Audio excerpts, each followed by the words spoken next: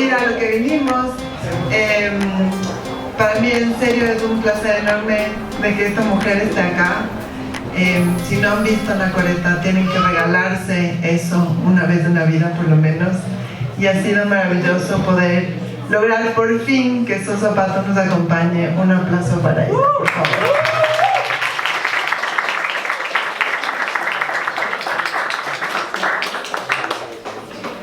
Hola.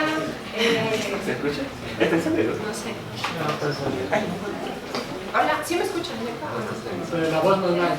Bueno, esperemos que sea.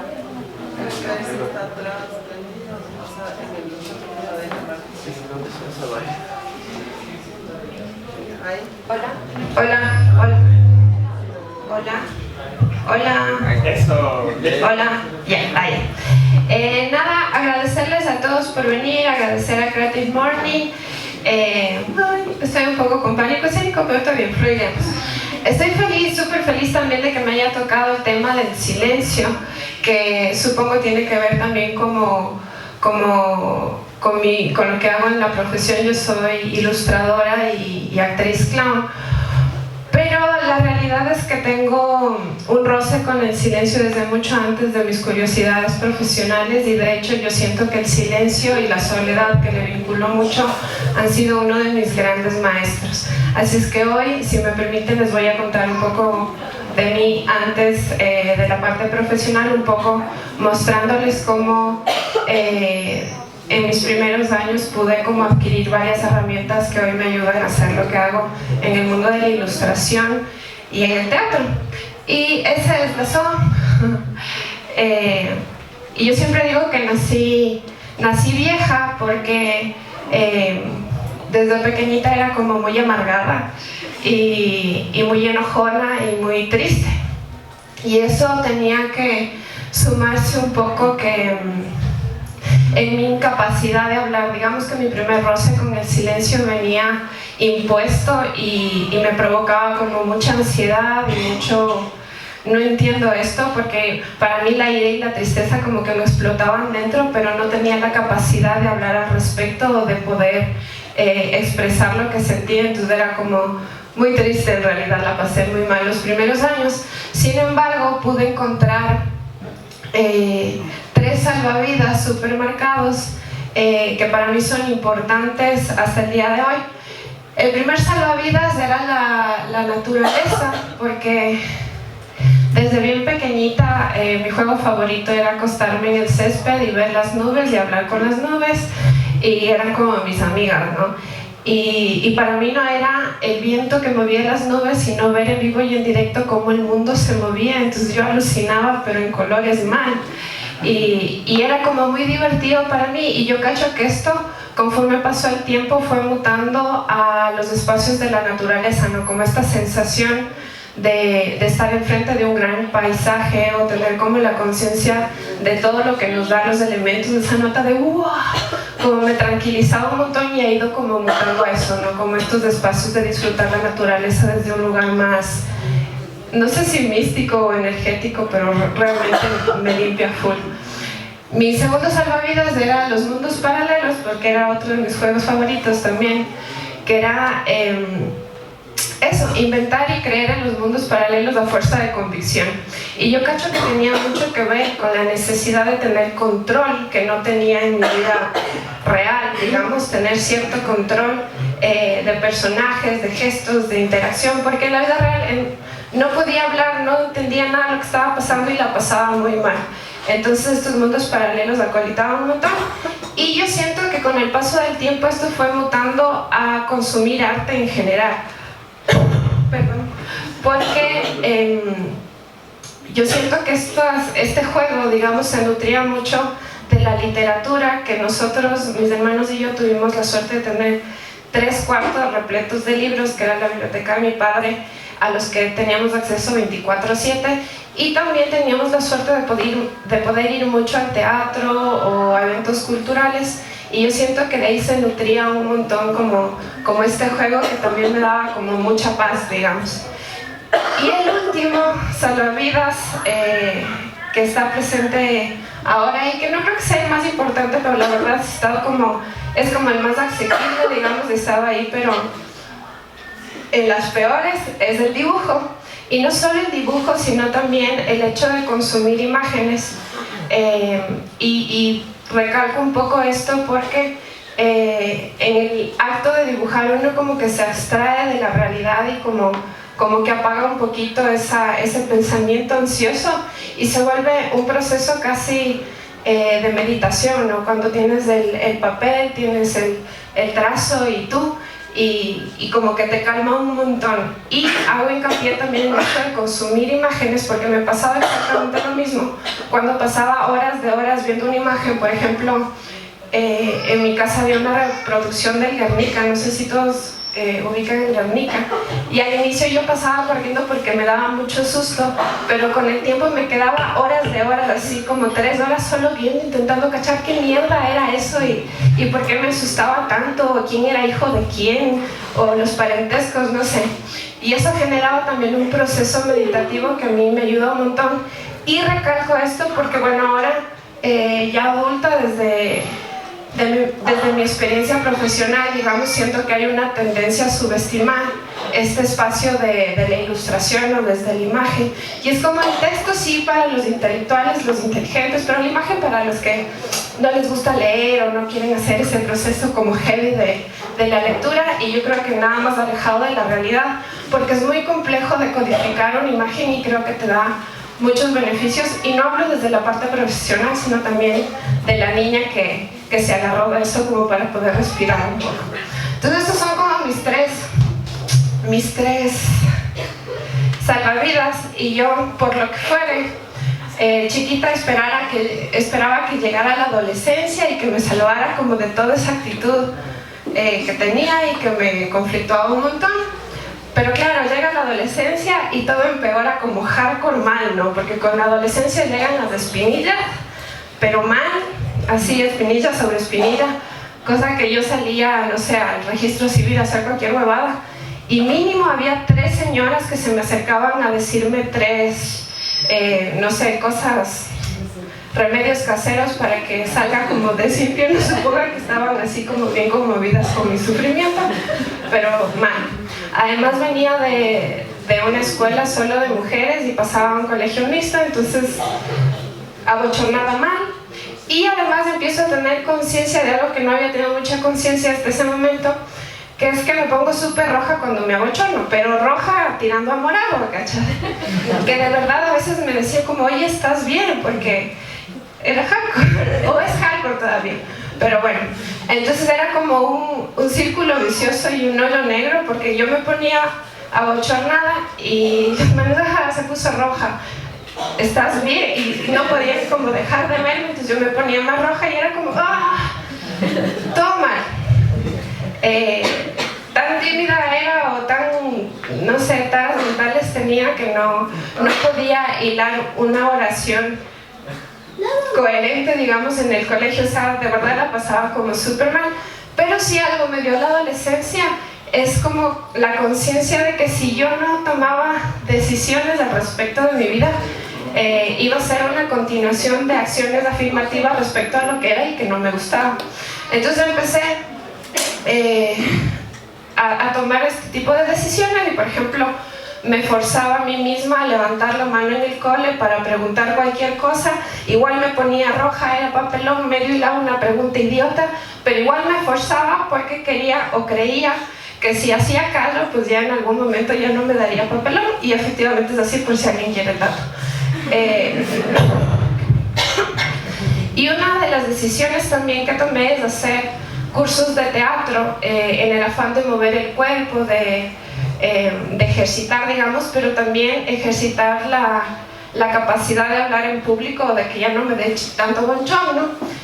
Ahí están un par de fotos y puedes cambiar, y ustedes dirán, pero las espinillas no están tan hardcore. No, porque ahí ya estaba en la universidad, porque en la adolescencia no tengo fotos porque fue horrible esa época. En todo caso, fue interesante también poder salir del colegio, porque en el colegio y en la escuela pasaba el 90% del tiempo haciendo algo que no me hacía sentido, y cuando decidí estudiar diseño gráfico en la Metro pasé el 90% de mi tiempo haciendo cosas que me hacían un montón de sentido. igual hacía estos talleres de teatro. Y hago este paréntesis porque creo que a partir de ese cambio de dónde botar la energía, digamos, pude tener un cierto respiro de mirar hacia atrás con un poco más de calma.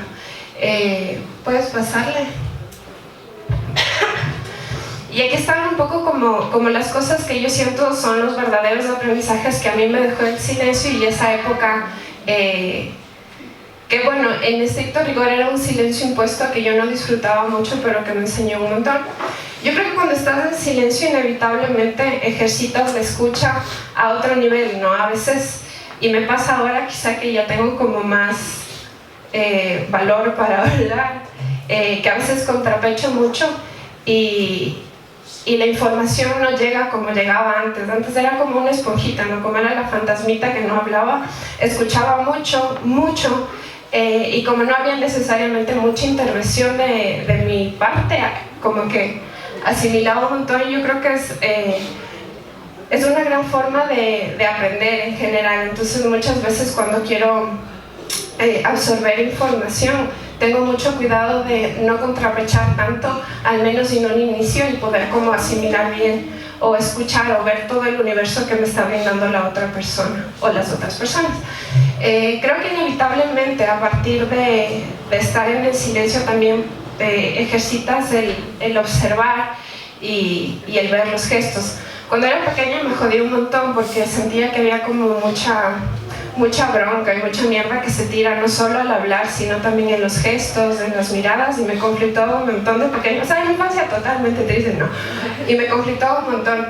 Pero luego en el teatro, sobre todo, empecé a entender que era como una info bien importante porque cachaba gestualidades de las personas, sutilezas de la mirada, de la boca, de las manos. No sé, que pueden haber como espacios comunes que nos pueden llevar a sensaciones o a sentimientos o emociones, y eso me ayuda un montón en el teatro y también en la creación de personajes para los libros de álbum que hago, porque no dista mucho el personaje que creo en una obra de teatro que el personaje que creo para una historia, ¿no? Finalmente tienen un antes y tienen un después y cada uno tiene una corporalidad distinta. Entonces esa observación me acolitó un montón. Otra cosa que creo que da también el silencio, o me dio a mí al menos, unido con las espinillas, fue la visión de la minoría, ¿no? Del que tiene como las de perder un poco. Creo que no sé si se justifica, pero es súper natural que si alguien es como muy callado, la gente que quizá es más expresiva, como que le pasa por encima, ¿cacha? Sigue hablando, sigue disfrutando lo que fuere, y uno como que se siente aislado, uno como que siente la nota de ok, y eso como que no le pagan mucha bola. Y también las espinillas, no sé si alguno ha vivido esa etapa poderosa, pero también estás como visto desde otro lugar, ¿no? Es como la sub algo, y eso es como súper triste, pero creo que es interesante porque quien no lo vive, la verdad no sé cómo puede acceder a esa información de la vista de la minoría, y creo que es interesante porque nutre la empatía, ¿no? O sea, no es muy divertido, y lo que me pasa a mí es una tontería, ¿cachai? Son las espinillas de no poder hilar una oración completa, es como una tontería, pero solo la sensación creo que ya te ayuda a ejercitar la empatía en otras cosas sutiles o en otras capacidades o incapacidades de otras personas. Entonces está como interesante, no solo profesionalmente sino humanamente. Pero sí, profesionalmente también me ayuda, por ejemplo, en el teatro, claro, que tiene que tener mucho diálogo con el público. Entonces intento llegar a lugares que son realmente míos, digamos. Si hay una tristeza, no fingir la tristeza, sino como traer una tristeza. No me siento triste en ese momento, pero sí es como una tristeza, ¿verdad?, para poder empatizar con el público y que al público le pase algo real, digamos. Y también en la narración he podido identificar, si acaso, espacios en los que, por ejemplo, si una niña está triste, haber vivido como ciertos espacios de segregación me ayudan como a linkear con posturas, con emociones que puedo representar gráficamente y de alguna forma como linkear ahí no solo la narración de la historia, sino la emoción del personaje, que creo que también es importante. Creo que inevitablemente cuando estás en silencio hay una conversación interna poderosa, porque como no expresas nada, estás vos en tu cabeza y con tu existencia hablando todo el rato, y eso me parece muy bello porque inevitablemente estás en un proceso de reflexión contigo mismo y de verte las costuras y los rotos y todo, ¿no? Y como disfruté mucho y disfruto mucho de ese proceso ahora, por eso también intento, por ejemplo, en mis libros, desarrollar la lectura activa o lectura reflexiva en los niños y en los adultos, y también en las obras de teatro, porque si bien el clown está considerado como el payasito para los niños, intento generar ese espacio de reflexión que a mí, digamos, me enseñó el silencio, pero me gusta que las personas que consumen lo que hago pues puedan también tener ese espacio de libertad de verse y de preguntarse a ellos mismos o a ellas mismas. Otra cosa que da el silencio, o que al menos a mí me dio el silencio, es una urgencia por hablar inevitable, ¿no? Al pasar tantos años sin poder expresar lo que sentía, sin poder hilar bien las frases o lo que fuere, está claro que el momento que pude hablar en público, o que me sentía con el valor de hacer ciertas cosas, o de preguntar o de contrapechar, sentía como, ok, quiero hacer que esto valga la pena, ¿cachai? Pasé tantos años con la imposibilidad de hacerlo que hoy que puedo, quisiera que no sea cualquier tontería, ¿cachai? Es como, no quiero decir cualquier cosa, quiero que importe, digamos, lo que valga la pena, el sacrificio también, no sé, o el camello que viene detrás. Y esto para mí es como súper válido, porque me hace preguntarme por qué y para qué hago lo que hago todo el rato, no solo desde el teatro, sino también desde la parte gráfica, las ilustraciones y los hilos Arum. Y también me ha ayudado como a tener una postura crítica al respecto de las cosas que ilustro. Por ejemplo, para mí mi proceso creativo es súper importante tener esto, una posición crítica respecto a lo que voy a ilustrar y saber si estoy de acuerdo o no. Y como coherencia de vida también me parece como súper importante. Y algo que también me dejó a mí en silencio es la conciencia del juego y la necesidad de disfrutar y de de jugar, de recuperar ese gozo. Yo creo que, porque claro, después de la reflexión y de la ideología ya nos ponemos, o me pasó a mí que me pongo muy temática en plan de media intensa, y descubrí en algún punto que está bueno empezar a jugar también, porque si uno como que no lo disfruta, quien te consume o quien te ve o quien te lee, pues nota eso y no lo disfruta contigo, y creo que es súper importante. Y nada, la curiosidad, digamos, que puedo notar hoy viendo hacia atrás es que esas boyas o esos salvavidas de los que les hablaba persisten aún ahora, e incluso dos de ellas son mi profesión, que es el teatro y la ilustración. Y estoy súper feliz, así ya viendo para atrás, que hoy puedo como mezclar estas tres pasiones de mi vida de una forma muy, muy bella y muy satisfactoria para mí, que si me hubieran dicho eso cuando era pequeña ni cagando lo creía, pero ya ven, todo es posible. La naturaleza, por ejemplo, sigo buscando estos espacios en los que puedo limpiarme también a través del silencio, como solo conectar con los elementos. Para mí es súper importante y suena muy hippie y muy mágico, pero es real. Cuando logro como desconectarme y estar aislada como de la ciudad, como que todo se alinea y vengo solo con certezas, y es como maravilloso. Pero bueno, esto también se ha traducido un poco como a las militancias personales. Intento ir lo más posible a este tipo de manifestaciones. Hay otras militancias que también me interesan, pero creo que la de la naturaleza en contra del extractivismo y la minería, como que le pongo más ganas, porque siento que hay muy poca gente que realmente sale como a defender esta relación armónica con los elementos y la naturaleza. Entonces ahí andamos. Y también se cuela a lo que hago como ilustradora, ¿no? Que siempre estoy como de alguna forma buscando pretextos para poder hablar de esta relación que para mí es súper importante, porque creo que es la primera relación que deberíamos aprender a sanar. Yo digo, si tú no eres capaz de tener agradecimiento y amor por una planta, probablemente tendrás mucho cuidado con tus padres, ¿no? Con los seres humanos probablemente no serás violento, pagarás bien si es el caso, en fin. Y también se cuela en mis historias, por ejemplo, estas son ilustraciones del libro álbum Distinta, que en teoría, en realidad es como celebrar la diferencia cuando la normativa o lo que hace la gran mayoría es reprochable, digamos, o no es lo más sabio. La mayoría de la gente dice que se trata de un libro de optimismo, y sí, pero para mí también es un guiño hacia la naturaleza. Ella justo en la primera ilustración se pregunta por qué es distinta, y es la única que tiene plantas en su balcón. Pues pasar. Y después todas sus decisiones positivas, digamos, todas las decisiones que le hacen distinta al resto tienen que ver con algún elemento natural o con algún animal. Puedes pasarle.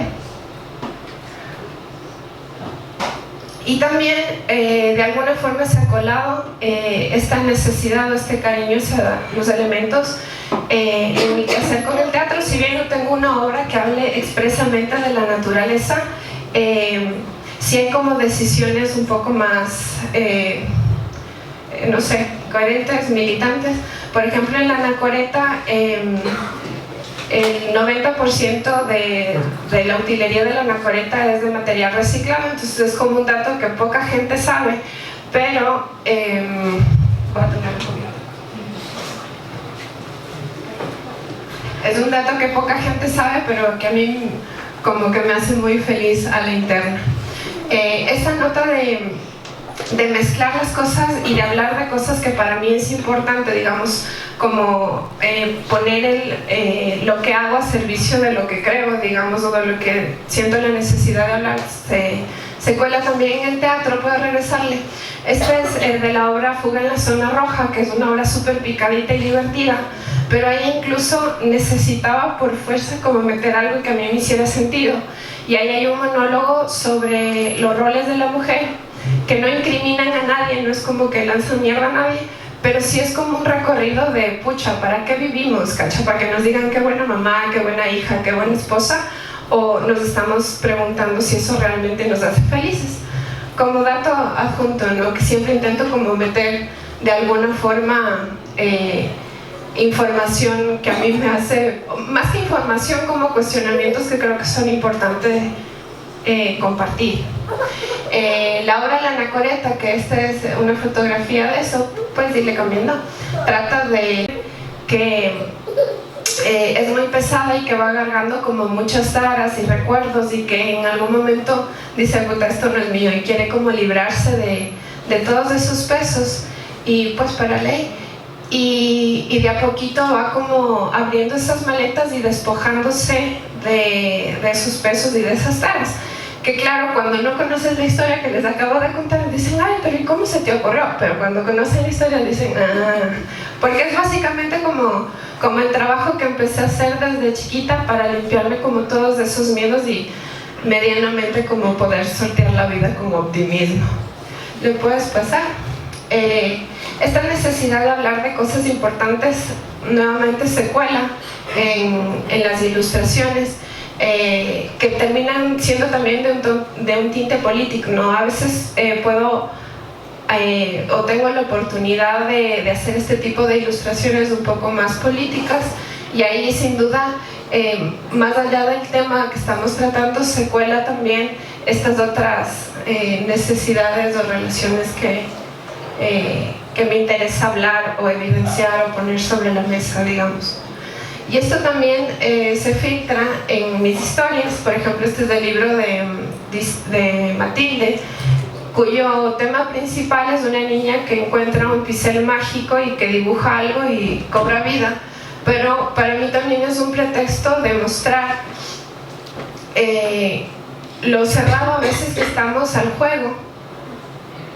y a esa curiosidad a veces bien infantil, digamos, y se ve en esta historia, en este libro, mucho esta ciudad gris de gente que está en lo suyo y que no se atreve o que no quiere o que no puede ver lo que está pasando a su alrededor y que está como ajeno a esa invitación al juego.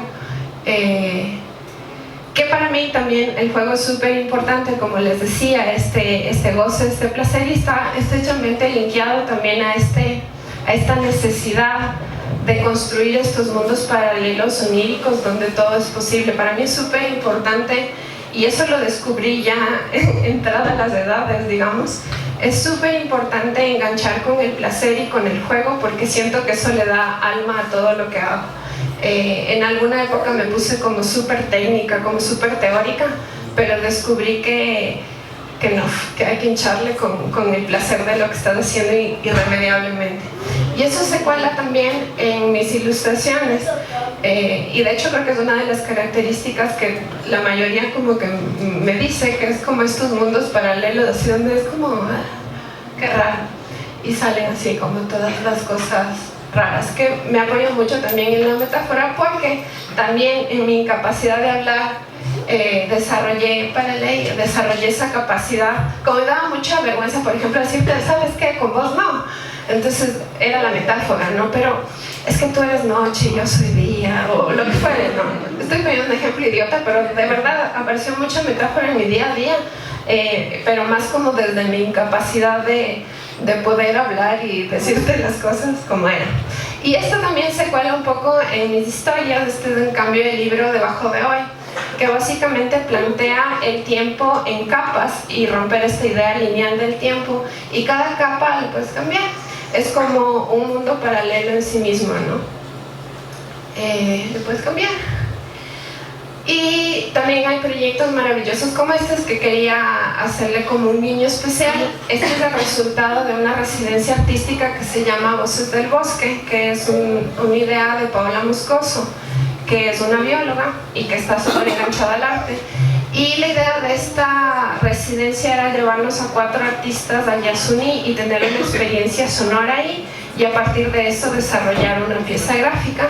Y hago aquí como una mención honorífica, porque sé que en algún momento va a haber una charla de este proyecto, entonces quería como meterles el bichito y la curiosidad para que estén como pendientes de eso, y también porque es una evidencia clara de que a veces se juntan los astros y puedo como linkear todo, ¿no? Que está la parte onírica, metafórica de lo que fue mi experiencia sonora en el Yasuní, aparte la parte gráfica, y corporalmente estuve ahí en el espacio de naturaleza, que es como lo que amo, y les contaba que a mí me hace como súper feliz. Entonces fue como un proyecto que me abrazó completamente, digamos. ¿Le puedes cambiar? Entonces, así como conclusión y contándoles un poco este camino tormentoso mío de la SOM, creo que el silencio me hizo entender la importancia de vivir en voz alta. Y hoy, más allá de que mucho tiempo renegué hoy lo siento como un gran amigo y gran maestro.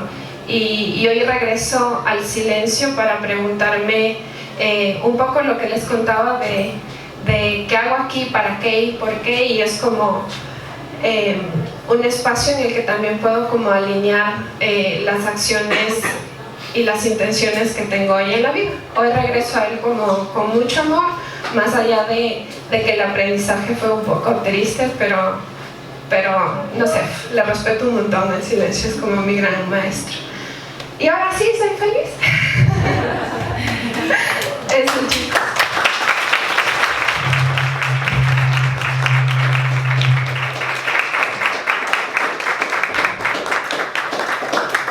Vamos a hacer solo con un micrófono para que no haya como tanto despelote. Y nada, si alguien quiere preguntar algo, comentar, abrazos de apoyo.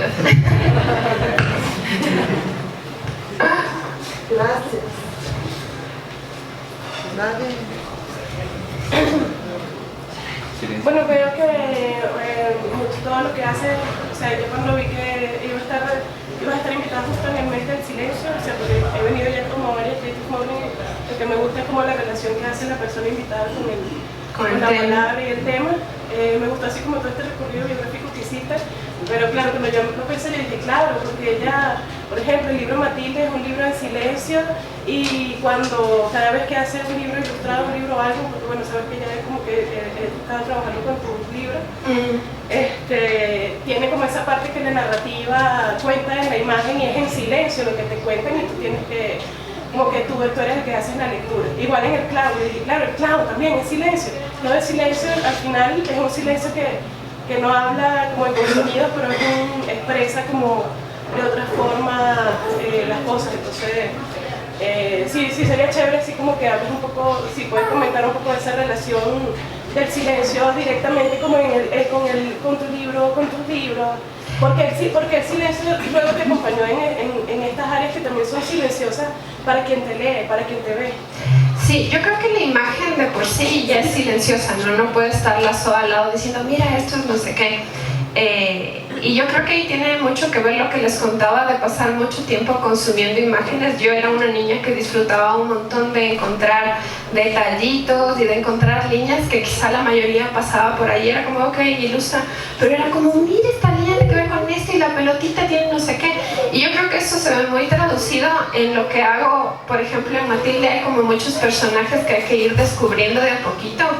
Y la verdad es que yo cada vez que hago un libro me imagino a un niño sentado en una esquina como destrozando mis ilustraciones, ¿no? Como buscando cositas y guiños que quizá en la primera vista no son tan fáciles de encontrar.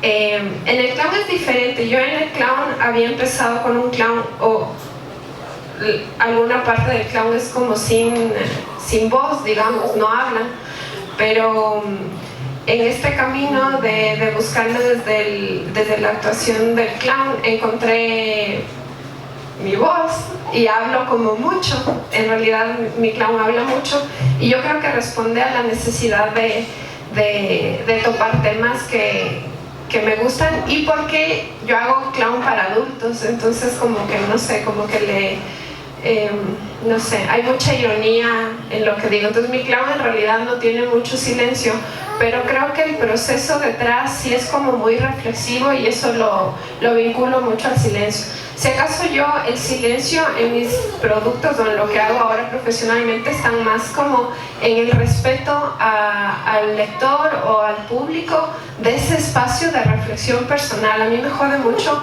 cuando, por ejemplo, me toca libros o veo libros para niños donde son moralistas y además te ponen la moraleja al final y esto es lo que tienes que aprender con este libro.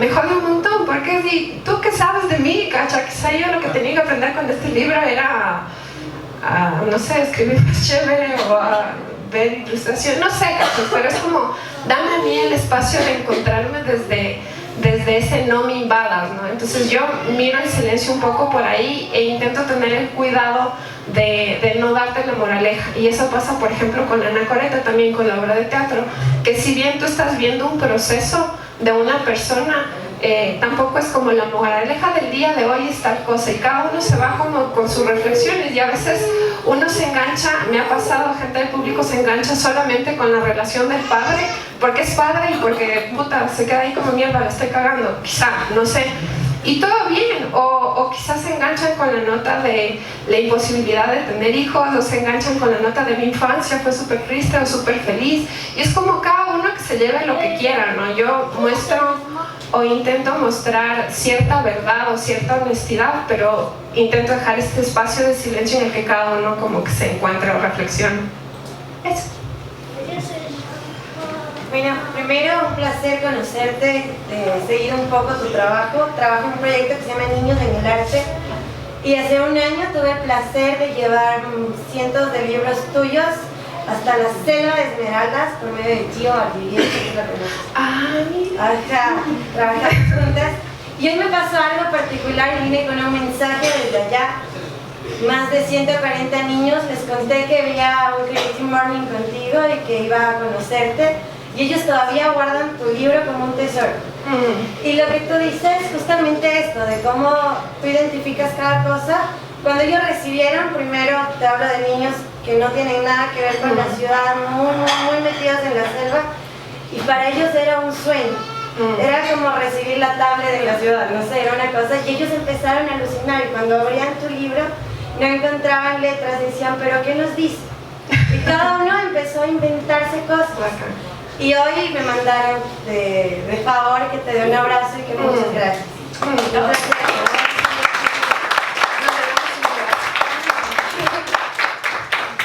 Sí, de hecho, sí, a mí también me conmovió full eso, porque a veces, y justo con esa donación estuve así como, bien, Sofía, tomaste la mejor decisión, porque ese libro del que hablas Debajo de Hoy, que fue hecho por los fondos concursables, que tuve la suerte de poder ganar, y claro, hay como full gastos, ¿no? Y el rato que tocaba imprimir, porque además de ese fondo no era para impresión, pero a la SO se le ocurrió decir que iba a imprimir, tenía como la duda de si hacerlo con tapa dura o no. Y lo más lógico, digamos, numéricamente hablando, era haber optado por no hacerlo con tapa dura, pero era como, no, esto tiene que ser con la experiencia completa.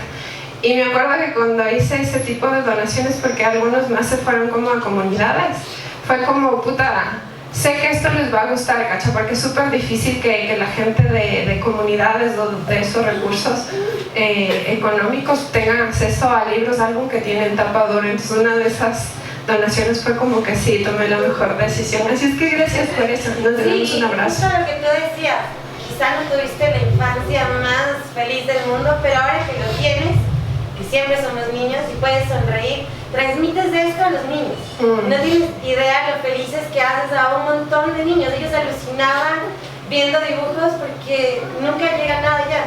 Nada, o sea, ellos tienen ningún acceso ni a libros ni a ningún otro tipo de recursos. Y tu libro lo tienen hasta ahora, lo atesoran. Escondí y se fueron corriendo a la casa y dicen, mira, aquí está. Qué bacán. Oh, dales un abrazo y un beso de mi parte. Les amo mucho. ¿Alguien más? ¿Una pregunta, comentario, duda? Wow, estamos silenciosos. ¿No? Bueno, nada, agradecerte otra vez, de veras es muy rico que nos cuentes tus historias, que nos inspires así, y un aplauso por favor.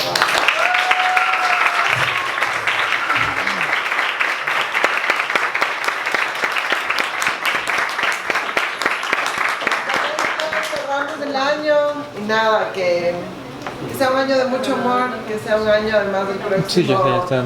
de abrazarnos mucho y de seguir construyendo comunidad. Muchas gracias por estar acá, quédense pendientes a las redes que ya anunciaremos de enero, estamos súper tarde, pero